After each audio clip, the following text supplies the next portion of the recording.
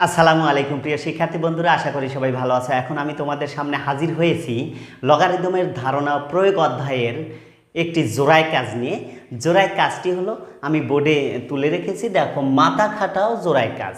অঙ্কটি আছে কি, যে 12% চক্রবৃদ্ধি মুনাফা হারে চক্রবৃদ্ধির মূলধন কত বছরে 40% বৃদ্ধি পাবে। ঠিক আছে, এখন আমি এই অঙ্কটি তোমাদের সমাধান করে দেব। দেখো, প্রথমে আমি লিখে নেব, আমরা যেহেতু এখানে মূলধন নেই তাহলে মূলধনটা আমরা ধরে নেব। দেখো, তাহলে আমি লিখতে পারি যে কি, মনে করি প্রারম্ভিক মূলধন, মানে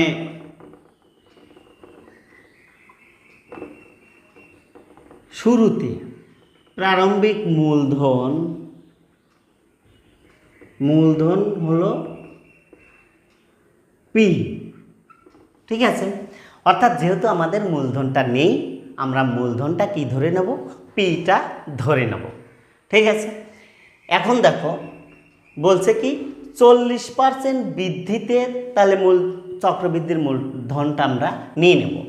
দেখো, তাহলে লিখতে পারি যে 40% বৃদ্ধিতে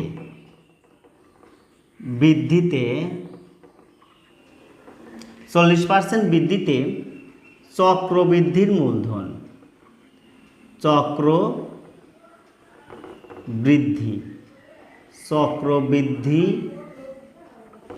মূলধন। তাহলে চক্রবৃদ্ধির মূলধনকে আমরা কি দ্বারা প্রকাশ করি, এ দ্বারা কিন্তু প্রকাশ করি। তাহলে আমরা লিখতে পারি এ ইকুয়াল, তাহলে বলছে যেহেতু 40%, অর্থাৎ মূলধনের সাথে কি হবে, 40% বৃদ্ধি পাবে মূলধন যা আছে। তাহলে আমরা লিখতে পারি এখানে পি প্লাস পি এর 40%। ঠিক আছে, এখন দেখো 40%, এইটা আমরা এইভাবে লিখতে পারি যে পি প্লাস পি গুণন 40/100। এখানে পি প্লাস, এখন আমরা এই 40কে যদি 100 দ্বারা ভাগ করি তাহলে পাওয়া যাবে আমাদের কত, 0.4, আর এই পিটা আমরা দিয়ে দিলাম। ওকে, এখন দেখো এখানে আছে একটা পি আর এখানে আছে 0.4টা পি, তাহলে একটা পি যোগ 0.4, অর্থাৎ 1 যোগ 0.4, তাহলে আমরা পাবো কত, 1.0, অর্থাৎ দশমিক পি, 1.4 পি। ঠিক আছে, এইটাই আমরা পেলাম কি, চক্রবৃদ্ধির মূলধন। এখন আমরা আরেকটা জিনিস আমাদের দেওয়া আছে, এই যে হার, অর্থাৎ 12%, তাহলে আর ইকুয়াল আমরা লিখতে পারি, আর ইকুয়াল হলো 12% ইকুয়াল 12কে আমরা 100 দ্বারা ভাগ দিয়ে নেব, ভাগ দিলে কত হয়, 0.12। ওকে, এখন দেখো আমরা লিখব চক্রবৃদ্ধির মূলধনের সূত্রটি লিখব। আমাদের সূত্রটি কিন্তু জানা আছে। সূত্রটি হলো, দেখো, তাহলে আমি আগে লিখে নেই যে চক্রবৃদ্ধি মূলধন, চক্রবৃদ্ধির মূলধনকে আমরা কি দ্বারা প্রকাশ করি, এ দ্বারা প্রকাশ করি। তাহলে A equal P into 1 plus r⁴n। ঠিক আছে, এখন আমরা মানগুলো বসিয়ে দেব। তাহলে দেখো এই এর মান কিন্তু আমরা পেয়েছি কত, এর মান পেয়েছিল 1.4 পি। তাহলে আমরা লিখে দেব 1.4 পি ইকুয়াল, এখানে পি আছে, পিটে এভাবেই থাকবে যেহেতু আমাদের মূলধন কিন্তু নেই। ঠিক আছে, তাহলে দেখো এখানে আমাদের আসলে 1 প্লাস আর এর মান আমরা পেয়েছি কত, 0.12 to the power N. N কিন্তু বছর আমাদের বের করতে হবে, এনটা আমাদের বের করতে হবে। এখন দেখো উভয় পাশ থেকে আমি কি করি, এই পিটা আমি আউট করে দিতে পারি।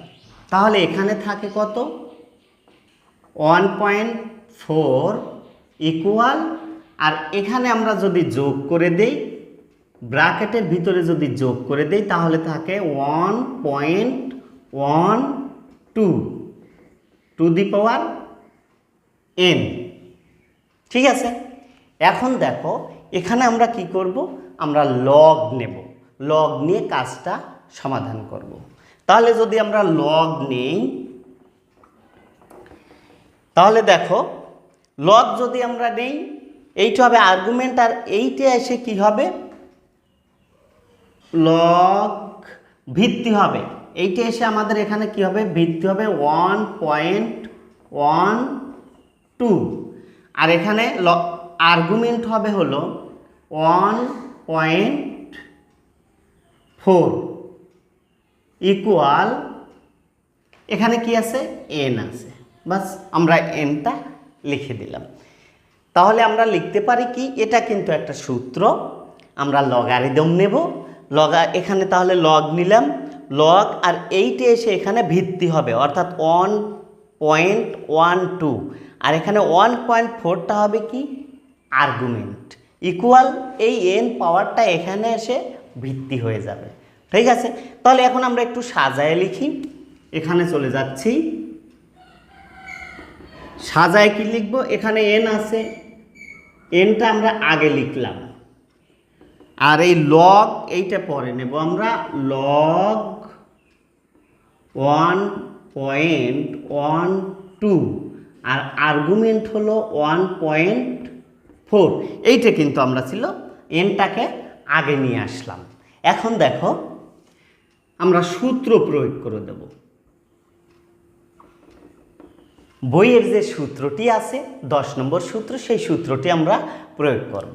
দেখো তাহলে সূত্র যদি আমরা প্রয়োগ করি তাহলে কি হবে, এখানে লগ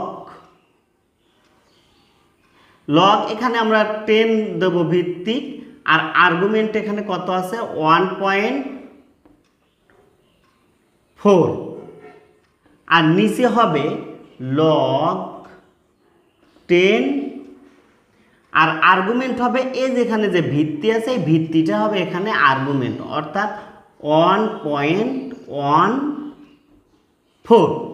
ঠিক আছে, অর্থাৎ এর সূত্র হলো কি, লগ এই আর্গুমেন্ট 1.4 উপরে হবে এবং লগ আর্গুমেন্ট হবে 1.12 নিচে হবে, এইটাই হলো সূত্র।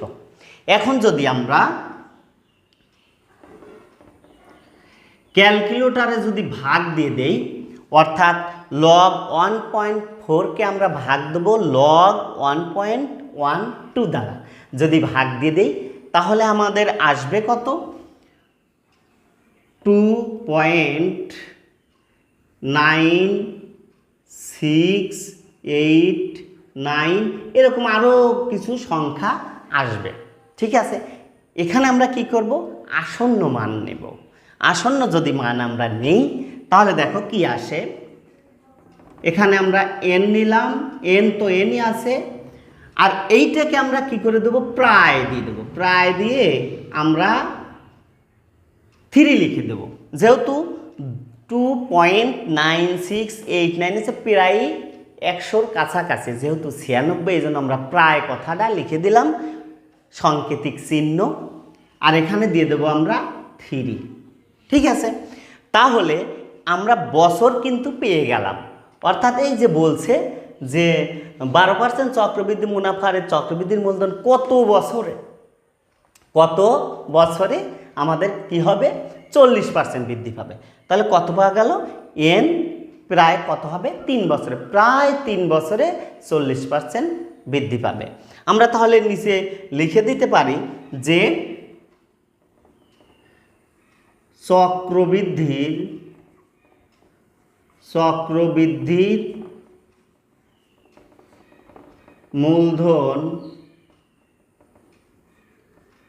মূলধন প্রায় 3 বছরে 40% বৃদ্ধি পাবে। ঠিক আছে, এইটি ছিল আমাদের এই জোড়ায় কাজের সমাধান। ঠিক আছে প্রিয় শিক্ষার্থী, আশা করি অঙ্কটি বুঝেছো। আবার দেখা হবে পরবর্তী ক্লাসে। সবাই ভালো থেকো, সুস্থ থেকো। আল্লাহ হাফেজ।